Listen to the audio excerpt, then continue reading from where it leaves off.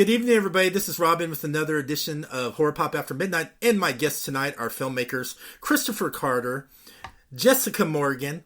How's it going, guys? Hey, we're so happy to be here. Super happy, guys. Thank you so much for taking the time to listen to us. Yeah, talking about horror, we love it. Exactly. I just saw your film, Night of the Harvest. And watching that film, you guys have to be like a big, huge fan of Halloween. I mean, you just feel that Halloween festive in that whole movie.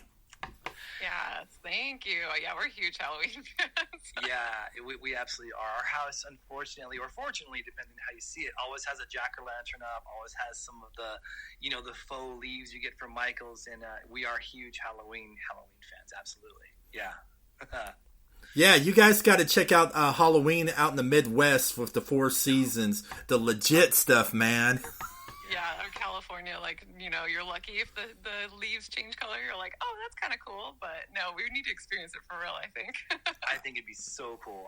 One of the favorite movies of an inspiration of this film, Trick or Treat, is kind of based in the Midwest and whatnot. So I think it would be such a cool experience. When you think cornfields and Halloween, just what embodies that spirit, it feels like it's kind of centered in the Midwest. And it's an exciting prospect for sure. We love it. Yeah, when I watched your film, it did kind of feel like it was like filmed out in the Midwest with the Midwest feel. Like you said, it kind of had like a Trick or Treat vibe and a little bit of that film Bad Candy vibe a little bit too, all mixed into it. Yeah. Bad Candy was a big inspiration for us. Obviously, so was Trick or Treat, the way we wanted the story to kind of feel. And you really just kind of, I tell this to Jessica, this film needs to drip Halloween. And at one point, I think it was during Bad Candy, a segment of it, I even said, I want our movie to look like this. And then when we got to that point, you freeze the frame and you're like, this. Yeah. So, no, I'm glad you brought that up. Yeah, we spent a lot of time on trying to really nail down that Halloween feel, right, Jessica? Yeah, I mean, filming in California mostly, and then Arizona some, it's just you don't quite get those seasons. So it was a huge kind of challenge that we undertook of being like, how can we bring in that more Midwestern kind of feel of this to make it feel a little more what we picture as the ideal Halloween time kind of a thing. So we definitely tried to bring in those vibes while working with California and Arizona weather.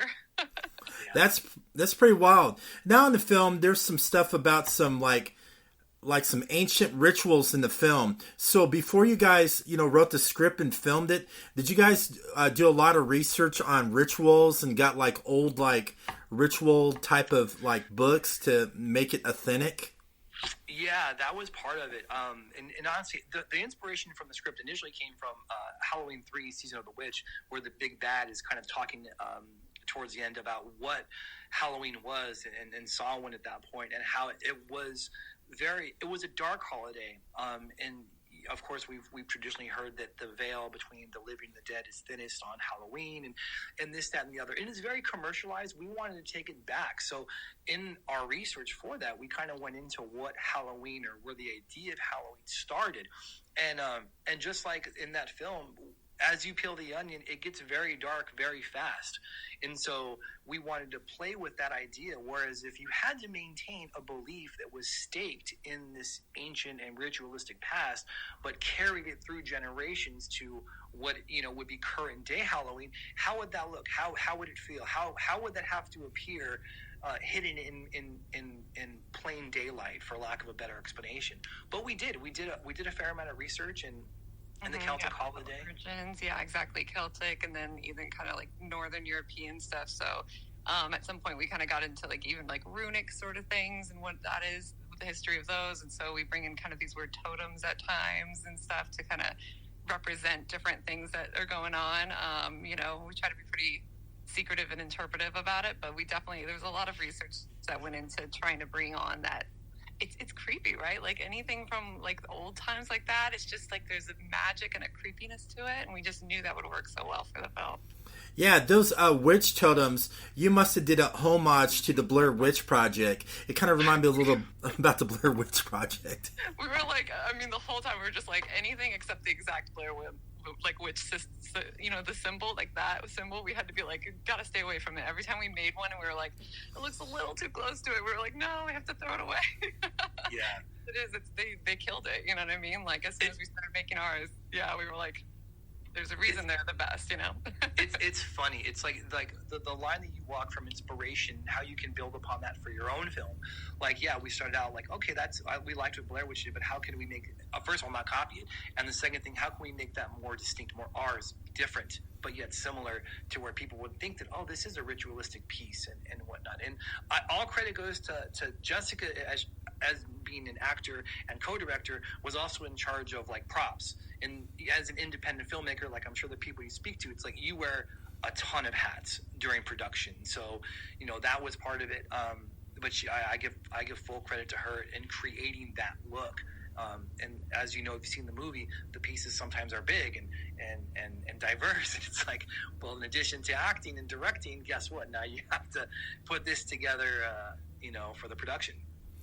Yeah, Jessica, since you did like all the props and all that, how long did it take you to build the one of the ritual area where it was all like creepy, witchy, dark, pagan like that little sacrificial site? That looks so realistic. How long did it take you to make that? Oh yeah, it definitely, you know, days of work for sure. I'm really lucky that I have a creative family, and so my sister helped a lot with like some of these totemy things. But yeah, we have like kind of the ceremony room and where the candles are and things like that. And yeah, it was a lot of planning, a lot of collecting of things and trying different things out and creating our creepy sacrifice thing, you know. Oh, it was creepy. Yeah. And the cool thing is, I love the camera shots because when you zoom in, like during the ritual chamber, it felt like you were like looking right through the camera, like a person in the corner, really witnessing and feeling that eerie energy coming towards you. You just feel it through the camera's lens. And I love how you used the camera in certain scenes of the film where you kind of used it like kind of like a character and through certain scenes of the characters and made it real moody and dark. And I love how you added a little bit of light and dark into the certain scenes of the certain characters in the film through their certain situations, which was pretty good. We appreciate that, and specifically, and we were talking about this last night, and how like our film, we wanted to, as the film opens, as you know, it's very traditional in the sense of it feels like it's current day, and it's normal Halloween season, and as it goes on, it kind of evolves into something much darker, and that was the idea, like we were talking about earlier, and how it feels ritualistic, it feels archaic and Old Testament and old school, and just it's meant to do that. And specifically the room that you're talking about, the offering room is what it was affectionately called as. Yeah. You know, we wanted to be like that. Like there is something in here waiting for our character that we hope that you feel something for at that point. So, and then after it's revealed as to what it was and what it is, we wanted the audience to have a like holy shit moment. I hope I can swear. Sorry. Yeah, you can. This is my show. You can say shit. Yeah, I did have a holy shit moment too. So yeah. Right.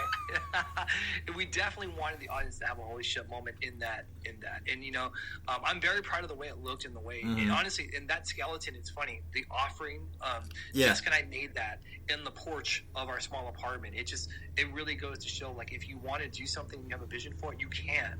You know, it's one of those cheap skeletons you get like at Party City or something, and then we applied some Reynolds bubble up, you know, the component, and then you paint it with some wet dry blood, and it really was something that she and I kind of came up with, and honestly, that's not something we bought. We just like made it in the back of our small apartment, which is fun and weird at the same time. Yeah, the neighbors don't ever catch you making it, and yeah, they're terrified of us. The neighbors are terrified of us.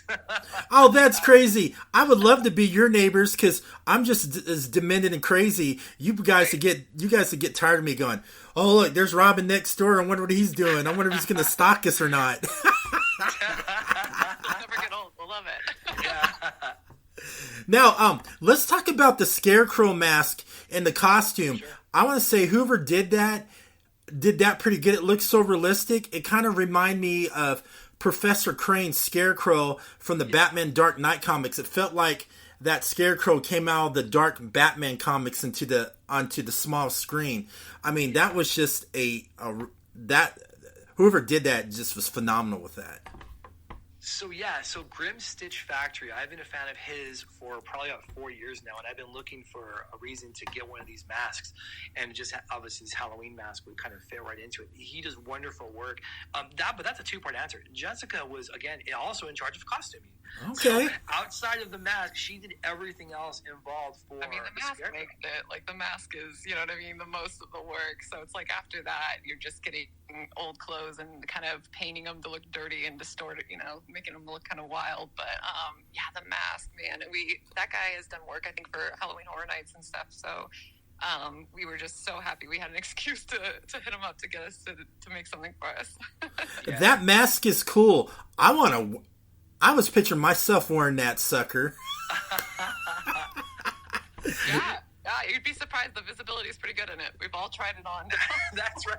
In the true spirit of indie filmmaking and John Carpenter's Halloween, I think at every point in time, somebody wore the coat and the scarecrow mask. Yeah. So, you know, it's...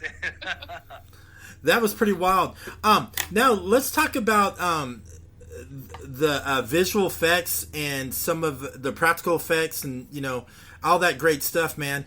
Some of your kills were so brutal and solid. I mean, they were clean, solid, brutal kills. I mean, it just felt real when you when Audrey started going downtown, man, taking care of business, man. Audrey was just a madhouse, man. She made Norman Bates look like a little girl. Yeah. We don't want to give too many spoilers, for sure. No, I'm not spoiling it. I'm just saying the Audrey's character, you know, but I'm fighting. Love it. Yeah, who came up with those brilliant, you know, clean, bloody kills? I mean, some of those kills you did was pretty brilliant. I mean, so Chris writes all of our fight scenes and our kills, and it is always, I think, a struggle. He talks about it a lot, where we'll look at every single kill and try to make sure it's interesting enough, or that it's different enough, or there's something. It was actually a funny struggle with this because we are using an axe primarily as our weapon, and it's like throughout the whole film, and at some point you start to go, how many ways can you kill with an axe? Like, it's a little hard to not just mix it up and use different kind of weapons, because then you can get more interesting kills. So there was a lot of talks between us about how do we, you know, it's a brutal weapon, an axe, like it's going to be brute force kind of thing, but how do we keep that interesting and mixing it up at the same time? Was there a little fight choreography in there a little bit? Were you guys prepared to make it look so authentic? There was a lot, not a little bit, definitely a lot, and I'll have to credit Brittany Isabel and Jesse Pickering. Actually, Michaela Ivey. There were quite a few people. Jessica, Erica Zahn. There were quite a few people that worked through the fight choreography. Again, being an independent film team, everybody just kind of figures it out, and some people are more versed in it than others. And we were fortunate that not only are they great actors, but they're also willing to kind of lend their expertise in the fight game. So we did a lot of fight choreography. We want to make sure everything is safe. From the way you fall, like you don't want to hurt someone's back. When they run, you don't want to twist their ankle. You know, the way they look up, are you going to catch the axe by the head or towards the middle of it? You know what I mean? All of these particulars have to be worked out, you know, well before the death scene, which is, you know, for people that don't know, these things are filmed so segmented. We'll have our fight scene that will take up 3 hours. We'll break for an hour to get everybody set for the death, and then we'll come back to that. So, you know, it is. I think that we do a good job rehearsing. I always tell people, and again, it was me and Jessica directing, we want everybody to be safe. That's the first and most foremost thing we want during this whole process. But we're also very glad that the kills are pretty effective, because I mean, afterwards people are smiling. They're like, "Oh, that was great. Let's get some more blood in there." It's definitely that feel. So, but yeah. I mean, even with the casting, we were making sure that we cast, when we knew that these fights were happening, we were casting who had the training for that, who had that kind of stunt training. And so Brittany Isabel that he mentioned is the girl that plays Madison. Jesse Pickering's the one who's in the scarecrow suit for the most of the film. So it's like we put them in those roles because they do fight choreography and they are stunt coordinators.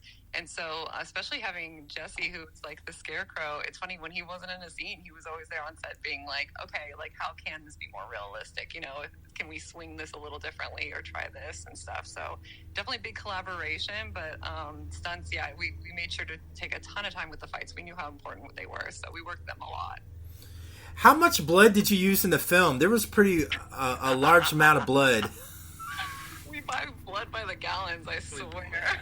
Yeah, we buy blood by the gallon. Yeah, like I mean, I know people can make their own blood, but there's some great companies out there that make what is called easy cleanup blood, like does not stain yourself or your clothes and things like that. And so we really rely on those people because as indie filmmakers, sometimes you do have to shoot things out of order and you can't always afford to get the same costume piece and stuff. So sometimes it's like, hey, we have this one costume and we got to make it work. So if I can wash out that blood later, that's great. Awesome. And so we do. We'll have like jugs of blood, and we absolutely, I mean, it was crazy when we packed up for the shoots that are all towards the end of the film. It was just insane, like this huge crate of just blood, like insane amount. That's pretty wild. And the one thing I love about the movie, the film kept me at the edge of my seat because you didn't know what was going to happen next. There were so many twists and turns, and then when you thought you were going to figure out what's going on, all of a sudden there's another curveball, and you're like, what the fuck just happened? Yay, I love to hear that. Yeah, that was the idea. You know, in addition to kind of wanting to ground the story in the lore and the history of Samhain, we also really wanted to have a dynamic of people not seeing where the story went. And to be fair, the script was written probably maybe 3 years ago, maybe 2 years ago. And Jessica and I had sat and talked about, and because the way it's written, you know, you look at a script and a movie as a whole with moving pieces. And so what if we put one piece above the other and move the one on top down 3? It went through probably at least 4 rewrites just to get the rights. Yeah, to get the right timing. So the moment that you're talking about, we really hope that moment that you're mentioning or referring to hits everybody the same way. It did. That's a real big hope for us. And also the other part too is, I think there's a level of rewatchability to it because some things are hidden in plain sight, right? And we hope people will go back and be like, oh shit, that's right. There's a moment that they have that, I think. So we really tried to layer that into this film. That was absolutely part of our process in making it. So what was in that what was in that liquor bottle? Was that some pretty strong, potent stuff? I always wondered what it was. I was like, I wonder what's in there. Is it like legit stuff or what? I mean, I just want to know. When you have like a full week of shooting and you're just exhausted, like that's what we drink afterwards. Yeah, it's the tears of the filmmakers. We decided to bottle those, and those are filmmaker tears, and that's why they smell and they're dirty and they're so full. Yeah. Yeah. No, it was honestly, sadly enough, it's a credit to the actors. They really sold it, but it's just water. It's okay. Just, I was wondering what it was because I was trying to figure it out. It's like, I know this is an indie film. Could it have been water, or was it something for them, you know, like when they get tired on the set, something that wakes them up? It's like... Okay, a little. Too much fight scenes, unfortunately, to get a little too sloppy. Yeah, that's right. We don't want someone to actually get punched. That's a good point. Exactly. And the cool thing is, I love the diverse characters in the film. I mean, they just all had great chemistry, and I love how they played off each other, you know, certain scenes, and how they acted off each other just made it feel like these cast of characters in this film like really knew each other for like years. It just felt real how they played off each other. I just liked the diverse of it, especially Jessica's character. I love how your character just got under my skin. I just wanted to choke that character. That's all I had to say. Yep, I agree with that. I mean, I think it was reading it the first time. I was pretty excited to be like, you know what, this might be a character I might want to dig my teeth into here. I think, and again, we screened this movie before we premiered. Before it's coming out for everybody. We just did a screening in LA for it, and most of the audience, I think, would agree with you. You could punch Audrey by the end of it, I think. Yeah. Oh, I wanted to just choke her and just tie her at the end of a pickup truck and just drag her down the interstate. It's like, die! Yeah, and I mean, definitely, I think we wanted the characters to all, you know, it's one of those, we wanted you to root for a lot of the characters, of course, but it's also a horror film, like, we know the traditional horror fans. Like, yeah. I don't want to root against someone too, you know? Right. Well, whoever we root against, because we don't want to give anything away. No, don't do that. Don't be. We're not going to do any more of that. Hey, don't be that person. We'll just say whatever. We'll just say twists, turns, whatever. Because I want people. Because I've been telling people about this film. I'm everybody's like, oh, you did a review on this, and I was like, yeah. And it's like, I want to see this. So I've got a lot of people who's interested in seeing your film.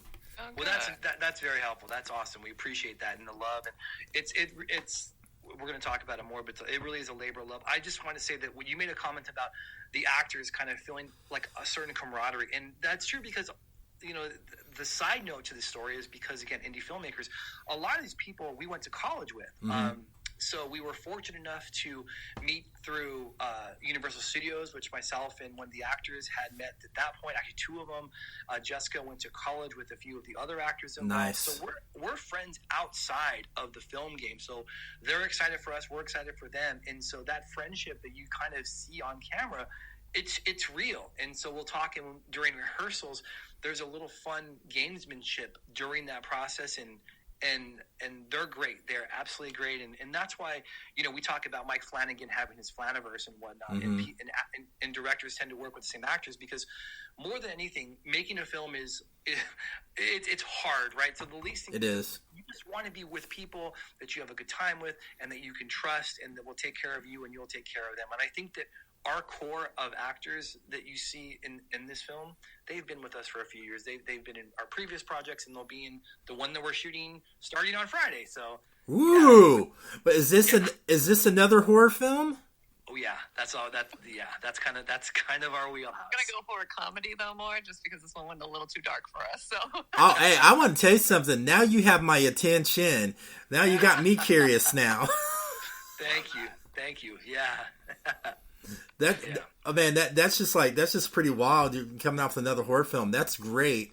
I got a question for both of you guys. Okay, I always ask this to my guests. All right, Jessica and Chris, if you guys decided to write a horror film and put each other in it, what type of horror film would it be?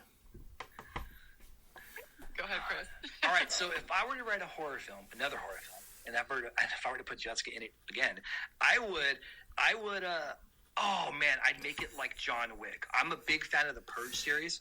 Yes. I'd make it like where people were hunting her, but they were hunting her dog, which is also our dog. So she would have to protect this dog, but like on Purge night, say no guns. Everything has to be a bladed weapon, a knife, an axe, a sword, a machete, whatever. And I'd have, and the idea would be that she had to get from point A to point B with this dog through this process. And it would be horror, it would be action, there'd be some comedy in it, there'd be a dog in it, there'd be a girl in it. I mean, that's a winning recipe for a movie right there. So maybe that's our next one. I'd pay to see that. Hey, all right. Got one audience member. Yeah. I think I would go sci-fi horror. I think we would love to do some sci-fi horror at some point. That would be so cool. And then I could see Chris being like kind of like a military-ish dude, you know what I mean? Or something like that, or maybe a general. It's kind of like bossing everybody around, I'd probably make him the bad guy, I think, actually. I'd probably make him the evil general. I'm the writer in our creative group, if you haven't figured that out yet. So, I'm the idea. You're the writer, yes. Hey, that would be wild, too. That's always good having military, like an alien type of sci-fi, type of films like this. Those are usually fun anyway to watch, You get some kind of general in there, all gung-ho and stuff, and then... Love it. I know. I'm always against authority, so I mean, it just, yeah. Make the authority bad guys. Now, on your film, how it ended, it kind of ended where it seems like it's, I have a feeling that is this going to continue off? How you ended it, it feels like there's going to be like another sequel or something. I just got that another sequel vibe to it, how it ended. I was like, they couldn't end it like that. There has to be more story to that. I kept saying that too. I was taking almost like a tally afterwards of like, hey, do you think this person survived? Do you think this is going on? What do you think happened here? I'm all for doing another one. I do think it won't be the next film, unfortunately, but I'm all for it. And I mean, most horror films, I feel like it is nice when you kind of leave it off on like, hey, this could continue. You know what I mean? I'm kind of all for that. Yeah, it's obviously like that classic Halloween. Most Carpenter's films, actually, not just Halloween. That it's good. It's great. So when you're done and you're having drinks or coffee or having dinner or you're talking about the movie, like, so did this happen or what do you think happened or do you think they're making a next one? Like, again, we really wanted to layer in a conversation pieces about the film so that when people are talking about it afterwards, hopefully they talk about it afterwards. You know what I mean? This stuff would kind of come up, but there is a kind of a rough outline in place for a sequel, although for obvious reasons it would be a different. But here's the great thing about that, and I love the idea of the story being kind of the structure of everything else, right? Everything serves a story. I'm sure everybody's heard it a million times, but in this case, that's true. You know, this takes place in a nebulous location, but maybe one takes place in the Midwest. You know, maybe our sequel takes place. Yeah, right. So, hey, the lore is the lore. The offering and the harvest. The harvest that happen every year. It's eternal. The harvest is eternal. That would be pretty cool. And if you really did it in the Midwest, because that's a hotbed for indie horror. There's a lot of great indie horror films in the Midwest where I'm at. I mean, it's just on fire. That horror in Ohio, Indiana, and Kentucky, it's on fire. There's so much indie horror going on around in that whole area. It'd be kind of cool if you guys kind of maybe did a sequel to that and did it in the legit Midwest. That'd be pretty cool. Oh, we love that. Yeah. How cool.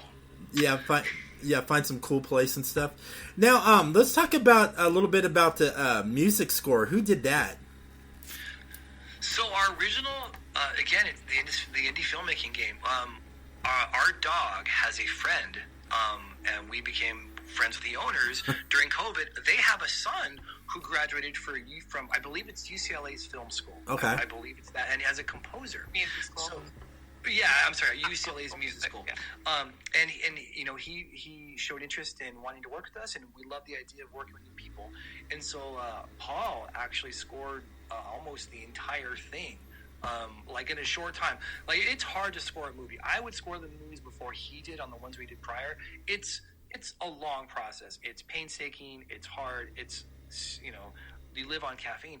And he did such a great job. He brought so much to the scene that we keep referencing in the offering chamber. When you see actually the offering, there's a sound piece that happens specifically in that area that he came up with. We didn't give him a note on it to really kind of hammer in that this thing is evil and it's ethereal. And once he played it for us, Jessica especially lit up. She's like, we have to have that. And it was a great, and funny enough, Paul doesn't watch a lot of horror movies. Really? Our composer who composed our horror movie doesn't watch a lot of horror movies. So everything that's in here is really a tribute to him, kind of what might work for this scene. And he was brilliant. He's brilliant in coming up with that. Yeah, it was nice. It was like he kind of had a lot of fresh ideas that I don't think we would have thought of, being like big horror fans and stuff, and kind of what you're used to. He would come up with ideas that were kind of out of the box for that, which was really awesome. And then we would sit there and listen to it and decide if it could work or not, and go back and forth with direction. You know, sometimes we point out films that were like, maybe grab influence from this for this scene. But honestly, it was really cool how much stuff he came up with on his own that, like, I wouldn't have, like Chris said, that offering scene, I would not have scored it that way in my head. But it was awesome what he came up with. I was like, no, that's much better than what I would have came up with. So, where did you guys film that building and house out in the middle of nowhere? Where was that at? I mean, it just looked so rustic looking, and it just really felt like it was out there. Oh man, we're so lucky with this location. So this is in Tucson, Arizona, where me and Chris are originally from. This is what runs as a haunted house year round. It's called Tucson Slaughterhouse. Okay. It's actually was an old warehouse that used to be a slaughterhouse. And wow. And they took it and have turned it into now, like, you know, a haunted attraction that you go through. Except that place is actually really haunted and was terrifying to film in at times. But it's just so cool. It's like, they have these big boiler rooms and this, like, all these creepy things. And yeah, I mean, we filmed in there at night. And like I said, that was the only part that was super creepy. The offering room, like, had so many times I didn't want to be alone in that room, not just because of what we set up in that felt creepy, but even before we got in there, it just felt so creepy. So, since you guys were filming it and it was a legit haunted, since you guys, used your film equipment, did you guys pick up anything paranormal as well while you're filming? Yeah, it's funny. We had to interview. We wanted to interview all of our actors and ask that exact question, like, did something uncomfortable, or I forget the exact wording, happen to you? Did a haunted occurrence happen to you? And every single person said, yeah. There was something that happened. Jessica's got a great story about this. I'll let Jessica tell her. Do you tell Jessica? Yeah, hers is my favorite in this most recent go round about what she saw. It wasn't on camera, but she saw. So yeah, I was gonna say I would say, like, even like legit equipment wise, on our audio equipment, our sound guy, there was a moment where we were just trying to get room tone, and he was like, someone's coming, like, I can hear footsteps, like someone's walking. And we kept calling out to be like, who's here, like on the radios and stuff, and nobody's answering. And then we got everybody in the room, so we're like, no one can leave, we're getting room tone, and he's rolling, and it's just supposed to be quiet, and there's still footsteps happening, and we're like, okay. We'll get room tone later, apparently. But for me, when we were cleaning up and striking everything at the end of the film shoot, I'm just sweeping up a bunch of, like, hay that we had to, like, set up in a room. And Chris is, just over in a room next door. And I kind of see him, like, pop his head in through the doorway to just kind of check in on me, like, out of the corner of my eye. And I'm like, yes, Chris, what do you want? And then Chris yells out from the other room, yeah, what? Do you need me? And it's like, no one else was in this place with us. And so there was I saw a figure completely come in and just check in on me real quick in this doorway and then leave. And it wasn't Chris, and we have no idea who it was. So there you go. Dude, that is creepy. That would be tripping me out if I was there. I'd be like Snagglepuss. I'd be like, exit stage left. That's what I'd be doing. Yeah, it took a bit to get over that one. Yeah. See, and that's what made it so good. You guys film it because you're filming in a legit haunted location. Really made it feel like so authentic, which is kind of cool, though.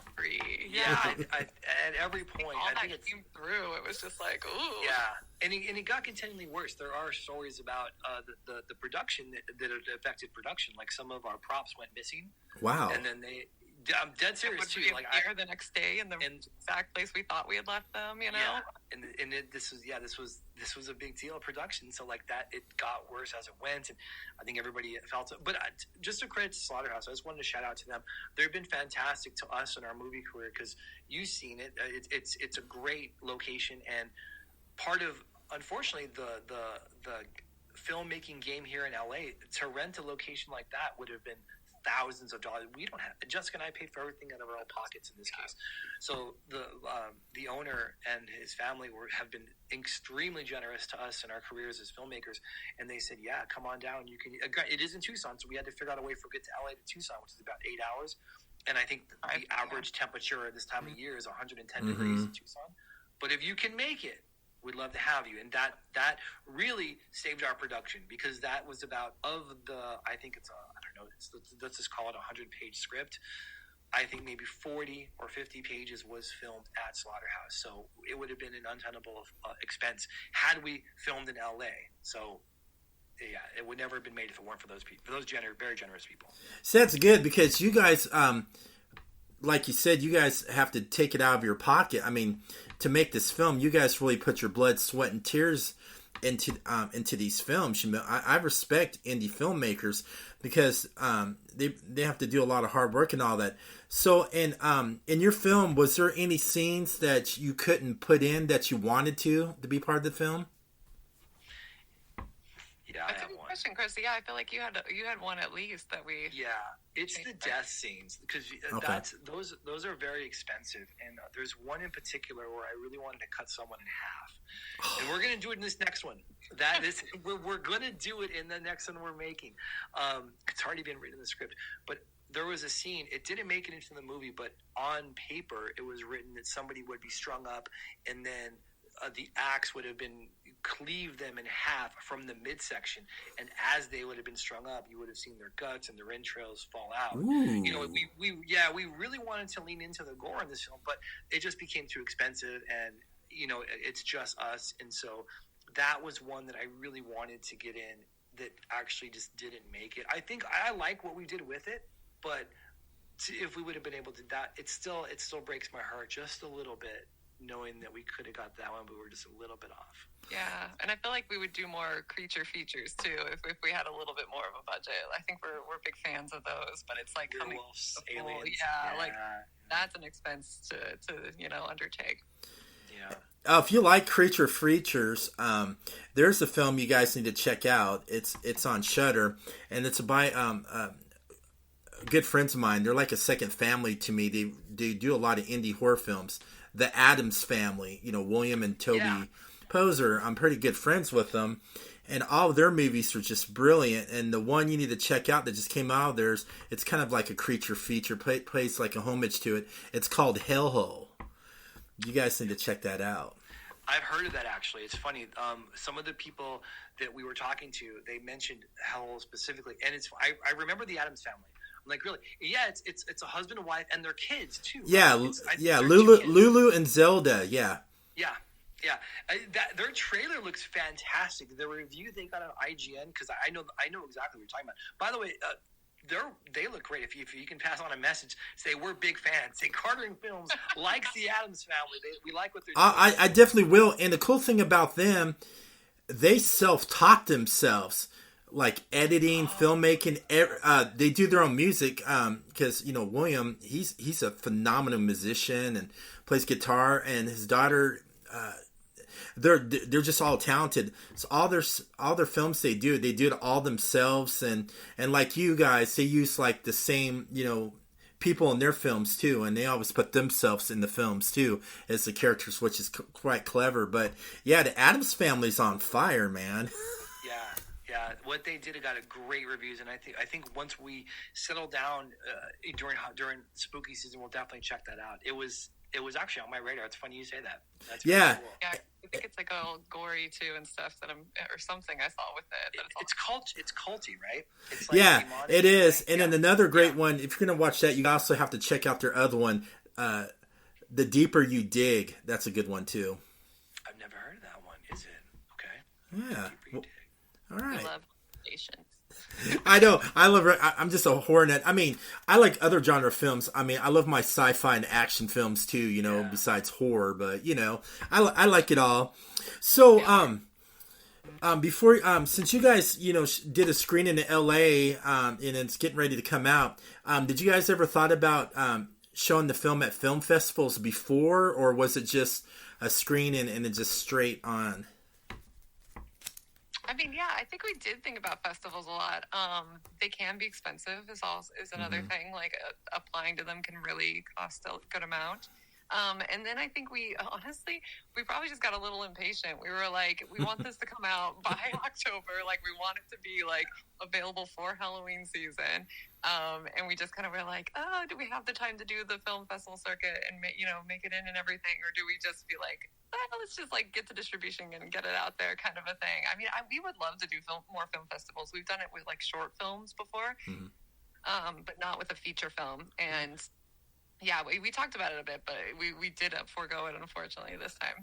There is a level of the level of patience. That's a good point, because maybe people don't know that aren't like in like the submissions of film festivals game, where it's like a lot of times especially for horror, if you submit, for us it was November. That's when we were done with it. A lot of horror festivals won't run again until the next year. Yeah, and we like Jessica said, we were just impatient. There's something about. I'm sure your other horror making friends would know about this. Like, you're tired of it. Like, we have lived with Night of the Harvest for 3 years. Yeah, you know what I mean. It was like the making the poster, writing the script, casting, editing, sound. Like, it's like, let's move on. I mean, I tell this to Jessica. I'm like, I'm just so sick of our current project. I can't wait to do something else. That goes away. Now, you always have that feeling when you're editing. You know, you have your normal day job. Then you go home to edit until 1 a.m. You get up to it again. and like you don't really have a weekend. You get old fast during that process, so it becomes tiresome. So like the thought of waiting around for a festival is like, nah, let's just get it out. So, but we did submit it, and we actually finished. I think we got second place in one. This is one of the ones that had really quick turnarounds. Like, oh, awesome! Yeah. We did. It was screened on the Paramount Studios lot. Ooh. So it was a big win for us, I think, as filmmakers. It was pretty exciting. You know something that's pretty awesome right there. And one last question: is this going to be on Physical Media? I'm a strong supporter of Physical Media. Yeah, we're big fans of Physical Media too. It's nice to own your film and be like, here it is. You're like, I can put right there. Yeah. Yeah, because other films, like if I love a film, I want to hug it. I just I do. I want your film to be in my film library. Yeah, that's so sweet, man. Thank you, Robin. People come over, they can come and look through. You know what I mean? It's one of those things. Like it's very nostalgic. But yeah, so we are gonna have physical copies available to buy online through like Walmart.com and BestBuy.com. That'll come out with the release date on September 24th. But yeah, that was a huge part of. We were looking at distributors. We were like, who can give us physical media? I'll tell you this, man. Once I get it, I'm gonna have to send you the slip cover to get you guys to sign it, man. Yeah, hell yeah. Yeah, we definitely do that. We can even get some of the actors involved too, man. Like I said, we're all the same. I'll definitely do that. And you said, when does it come out again? So I'll look for it. September 24th. All right, I'm definitely going to pick it up, and I'm going to reach back out to you guys and be like, all right, where do I need to send the slipcover? I want it signed. Yeah. And then we can do that deep dive where it's like, so when you killed this person, how did you do it? You know what I mean? Then we can. At that point, spoilers go out the window. Let's get into it. You know what I mean? Oh no, we're not spoiling this film. We kept it good where people want to see it. I'm not one of those. I hate people when they spoil crap. It pisses me off. I just want to go hunt them down. Yeah, and our film is. I feel like our film's a hard one to talk about without giving spoilers away. There's a lot of like, oh man, just you have to see it. You know what I mean? Just watch it, and then we'll talk about it. Exactly. Yeah. So where can everybody find you on social media so they know what you guys are going to do next? Because I'm going to start following you guys. I mean, you got a follower now. I want to know. Thanks, Robin. Yeah, I want to see what your next film is. So go ahead. So I think the best way to follow us is CarterInkFilms.com. That's our website. Our socials are linked to it. So it's Carter, CarterInkFilms.com. It's kind of got our backstory and how we came out here. It's also got our socials. It's got our past projects, our current projects, and that's also linked to our YouTube. And we'll post a lot of stuff that we do regarding scary and in the horror kind of space. But our social for Instagram is, I think, Carter Ink Films at Carter Ink Films. And what's like writing Carter Ink. Yeah, and that's us. That's us. Yeah, we're on Instagram and all those. Yeah. Nice, guys. Thank you so much for coming on. I had a blast. You guys were cool to talk to. Thank you. It's been such a pleasure talking to you too, Robin. This is awesome. Yeah. It's been so fun, Robin. Thank you so much. I loved it, and I like that. I like your vibe too. It's cool. I like that we can talk like this. And when I come back home for a visit, I gotta definitely hook up with you guys. I gotta meet you guys in person. And be like, yo, what's up? Hell yeah! Neighbor, you said it. You're gonna become our neighbor. Yeah, it'll be a mysterious neighbor. I'll be moving in at night, not in the daytime. It's like, what's up with this dude? The windows covered all black and stuff, and You'll fit right into You'll fit right in, man. I promise. All right. Thank you so much, guys.